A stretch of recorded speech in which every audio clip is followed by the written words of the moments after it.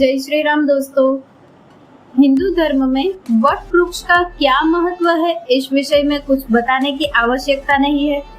वैसे तो इस दुनिया में असंख्य वट वृक्ष है, किंतु उनमें से 5 ऐसे हैं जो अमर माने जाते हैं।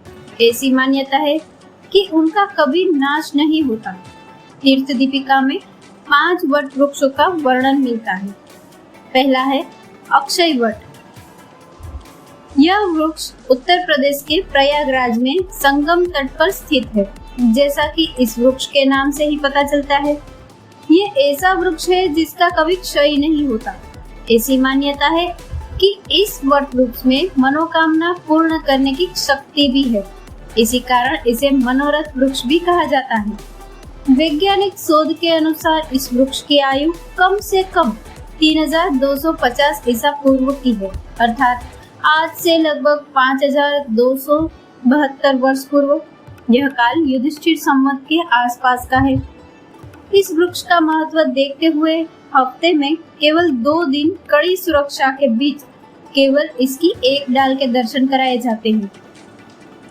इतिहास बताता है कि मुगल सम्राट अकबर ने अपना किला बनाने के लिए आसपास के सारे मंदिरों को ध्वस्त कर दिया, किंतु अपने लाख प्रयासों के बाद भी वो उस वृक्ष को नष्ट नहीं कर पाया। जो काम अकबर नहीं कर पाया, वो उसके बेटे जहांगीर ने करने की ठानी। उसने इस वृक्ष को कटवा दिया और अनेकों बार कटवाया, किंतु ये वृक्ष बार बार पुनः उगता रहा। अंत में हारकर जहांगीर ने इस वृक्ष को वैसे ही रहने दिया। बाद में इस वृक्ष को नष्ट करने का बीड़ा औरंगजेब ने उठाया और इसे कई बार जलाने का प्रयत्न किया। यहाँ तक कि उसने इसे तेजाब से भी जलाने का प्रयत्न किया, पर असफल रहा। आज भी इस वृक्ष के पास इसे जलाने के चिन्ह देखे जा सकते हैं। मुगलों के अत्याचारों से बचने के लिए कई लोगों ने इस वृक्ष पर चढ़कर गंगा में कूदकर अपने प्राण दे दिए। ऐसी भी मान्यता थी कि यदि कोई इस वृक्ष पर चढ़कर आत्महत्या कर ले तो वो सीधा स्वर्ग चला जाता है। इसी कारण कई लोगों ने स्वयं ही इस वृक्ष पर चढ़कर आत्महत्या कर ली। इसका बहाना बनाकर बाद में अंग्रेजों ने इसे आदमखोर वृक्ष की संज्ञा दे दी। कहने का अर्थ ये है कि मुगलों और अंग्रेजों के लाख प्रयासों के बाद भी आज भी अक्षय वट की महत्ता जस की तस बनी हुई है।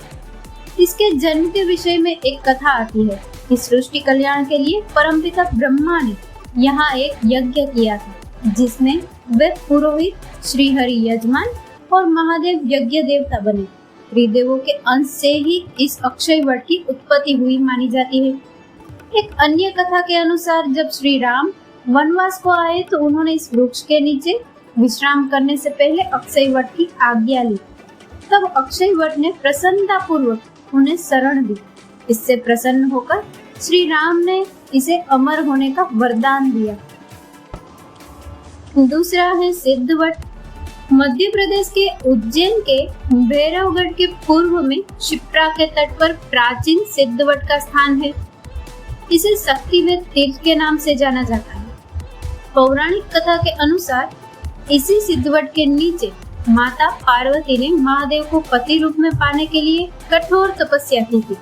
उनकी तपस्या से प्रसन्न होकर न केवल महादेव ने उन्हें अपनी पत्नी के रूप में स्वीकार किया, बल्कि इस वृक्ष को ये वरदान भी दिया कि जो भी इस वृक्ष पर दूध चढ़ाएगा उसे मेरा आशीर्वाद और उसके पितरों को मोक्ष प्राप्त होगा। अपनी माता के समान ही तारकासुर की वध से पहले भगवान कार्तिकेय ने इस वृक्ष के नीचे कठिन तप किया था। बाद में महादेव ने इसे वरदान देकर अमर बना दिया। इसी कारण आज अभी इस वृक्ष को लोग साक्षात शिव का ही स्वरूप मानकर उसकी पूजा करते हैं। हिंदू धर्म में 3 प्रकार की सिद्धि मानी गई है: संतति, संपत्ति और सद्गति। सद्गति अर्थात पितरों के लिए अनुष्ठान किया जाता है। संपत्ति अर्थात लक्ष्मी कार्य के लिए वृक्ष पर रक्षा सूत्र बांधा जाता है। और संतति अर्थात पुत्र की प्राप्ति के लिए उल्टा स्वस्तिक बनाया जाता है। ये वृक्ष इन तीनों सिद्धियों को देने में सक्षम है, इसीलिए इसे सिद्ध वट कहते हैं। स्कंद पुराण में इस वृक्ष के बारे में विस्तार से लिखा गया है। ये स्थान पूरे देश में काल सर्प दोष के निवारण के लिए प्रसिद्ध है। तीसरा है बंसी वट। उत्तर प्रदेश के मथुरा जिले में वृंदावन के यमुना के किनारे ये महान वट वृक्ष स्थित है। मान्यता है कि इसी स्थान पर द्वापर युग में श्री कृष्ण अपने बालपन में खेला करते थे और गायों को चराते हुए विश्राम करते थे। इसी स्थान पर उन्होंने तरह तरह की लीलाएं की। ये वृक्ष श्री कृष्ण की कई लीलाओं का साक्षी रहा है। वेणुवादन, दावानल का पान, प्रलंबासुर का वध तथा नित्य रासलीला करने के साक्षी रहे इस वट का नाम बंसी वट इसलिए पड़ा क्योंकि इसकी शाखाओं पर बैठकर श्री कृष्ण बंसी बजाते थे और गोपियों को रिझाते थे। ये वृक्ष राधा और श्री कृष्ण की लीलाओं का साक्षी है। इसी वट वृक्ष के नीचे श्री कृष्ण ने कई रासलीलाएं और महारास किया था। ऐसी मान्यता है कि इस वट वृक्ष से आज भी कान लगाकर ध्यान से सुनने पर आपको ढोल, मृदंग और बंसी की आवाज सुनाई देगी। इस वृक्ष की आयु भी लगभग 5500 वर्ष बताई जाती है। चौथा है गया वट। चौथा अमर वट वृक्ष बिहार के गया में है, जो आज बोधि वृक्ष के नाम से प्रसिद्ध है। ऐसी मान्यता है कि इसे स्वयं परमपिता ब्रह्मा ने स्वर्ग से लेकर यहाँ रोपा था। इसकी एक बड़ी प्रसिद्ध कथा रामायण की एक लोक कथा में मिलती है। जब महाराज दशरथ का निधन हुआ तो श्री राम, लक्ष्मण और माता सीता के साथ उनका पिंडदान करने गया आए। किसी कार्यवश श्री राम और लक्ष्मण कहीं गए हुए थे।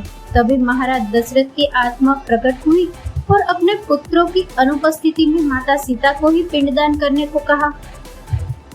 तब माँ सीता ने फल्गु नदी, एक गाय, केतकी के फूल और वहां उपस्थित इसी गया वट को साक्षी मानकर अपने ससुर महाराज दशरथ का पिंडदान कर दिया। जब श्री राम और लक्ष्मण लौटे तो माता सीता ने उन्हें सारी बात बताई, पर उन्हें सहज विश्वास नहीं हुआ।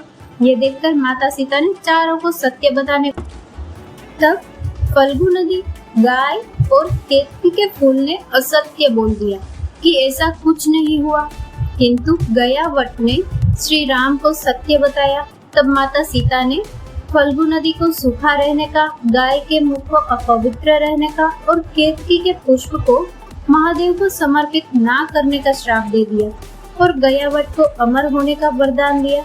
तब श्री राम ने भी गया तीर्थ को ये वरदान दिया कि यहाँ किया गया पिंडदान सीधा पितरों तक पहुँचेगा।